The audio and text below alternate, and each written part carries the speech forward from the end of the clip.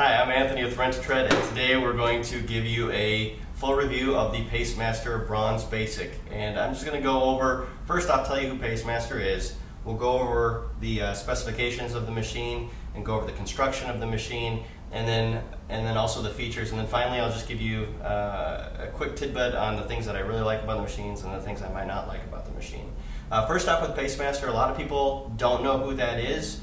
Unless you're in the specialty industry, you're not going to see it in the newspaper advertisements or sold in box stores or even online. This is a specialty product.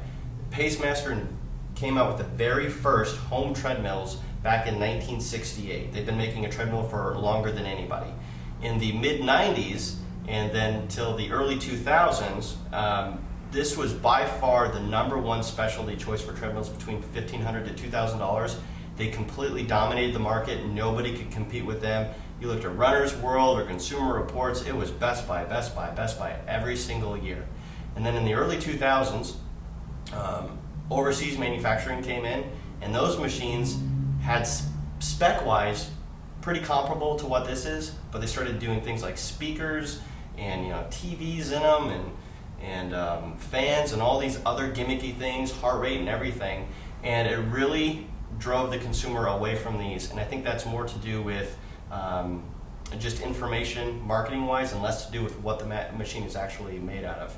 But that's what PaceMaster is. Going into construction, PaceMaster does a couple interesting things. First off, their frames are different than everybody's. There's only 2 manufacturers currently that make aluminum frames. This is an aircraft aluminum frame. It is exceptionally strong. It's surprisingly light. It can't rust.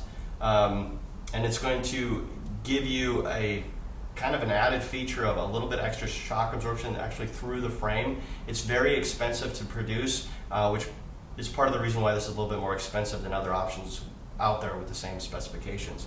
Size-wise of this bronze, it's a smaller treadmill. It's not as big as some of their other machines that they have. Your running surface is actually 54-inch running surface. One thing I do like about PaceMaster is they actually give you the accurate information on how long your running surface is and without playing games. They use the same rollers on this machine as they do all the other machines. It's a larger precision-made roller. Track record on those have been great. I have never had to replace a roller on one of those guys.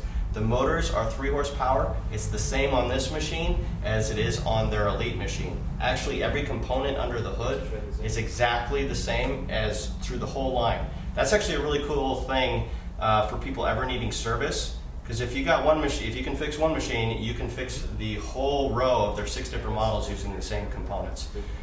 That's really nice. If you go into, but to go further into construction, let's look under the hood, because that's really where a person, wanting something of this quality, we got to show that to you, or else you'll go back to features again. So let's look under the hood, see what we got. Okay, here we are under the motor compartment, and the first thing I guess we're going to point out is the motor. Now here's the motor. It's a 3 horsepower motor. It's actually a Macmillan-made motor, which is made in the great state of Wisconsin, so that's American-made. They also put a flywheel on here that actually has a design where it's a turbine fan. Basically, as it turns, it pulls air in, sucks it in, and it blows it through there, keeping it cool. Most motors are not going to spend the money of putting something like that on there, which is it's a very good feature to have on a high-quality machine. The other thing I'm going to say real quick about motors is there's a lot of goofing around going on with how you rate a motor. There is no standard. I could have this as a 3 horsepower continuous duty. There's nothing stopping me from calling it a 3.5 though. I could just run it at higher RPMs with a higher amperage draw, and it would be a higher horsepower motor. These guys do a good conservative job of rating their motors compared to a lot of the manufacturers. So there's very high marks on that guy. Another thing that's connected to the motors, this is what's called a speed sensor. Its whole job is that when the motor's turning, there's something that has to read how fast it's turning, and this is actually 16 times it'll read per revolution. This gives you an extremely accurate reading of speed. Most machines are not going to spend the money to have a speed sensor of that caliber. They'll use a simple little eye that's going to read a magnet every time it passes a flywheel. They'll usually put it right here, where it'll read every time it passes. A whole revolution's 1, another revolution's 2, or they'll stick it to the roller. This is much more accurate and less damage prone than those simple magnet ones that actually can get stuck. The next thing I want to point out is the lower board right here, and I guess there's not a lot you can see from pointing at a lower board, but I will say this, the quality of these components is of elite level. It's not going to be like most of your overseas made stuff. What that means is you should have less problems with this than you will with other machines. The whole job of this is to route power to different directions. So when your motor is moving, it's got to get its power from somewhere. It goes through your lower board. And if this lower board has to route more power to this motor, it will go out. And this is actually the number one thing that goes out of machines. From there, I'm going to move over here to this is your incline mechanism. I've done a lot of other reviews on machines where I haven't actually opened it up, but if you did, you'd find these little dinky incline motors that actually take forever to do its job of moving it up and down. This is a very powerful, it's a 1,000 pound thrust motor. It can actually move 1,000 pounds up and down. And it can elevate it to 15 degrees. This is extremely high quality. This is going to match what any manufacturer puts in their machine. It's twice as powerful, sometimes not just 4 times as powerful as most of your overseas production. So when you put this all together, what you've got is a really, really strong drive system. The other thing I'd like to note here is how modular this is, meaning if I want to take anything off of this machine, I can do it very, very quickly. It's 4 little bolts and the motor comes out. If I want this to take this off, it's 1 screw and unplug a clip and this right here, and it's off. The lower board is actually just 2 sets of screws on the back, unplug the wires, it's all out.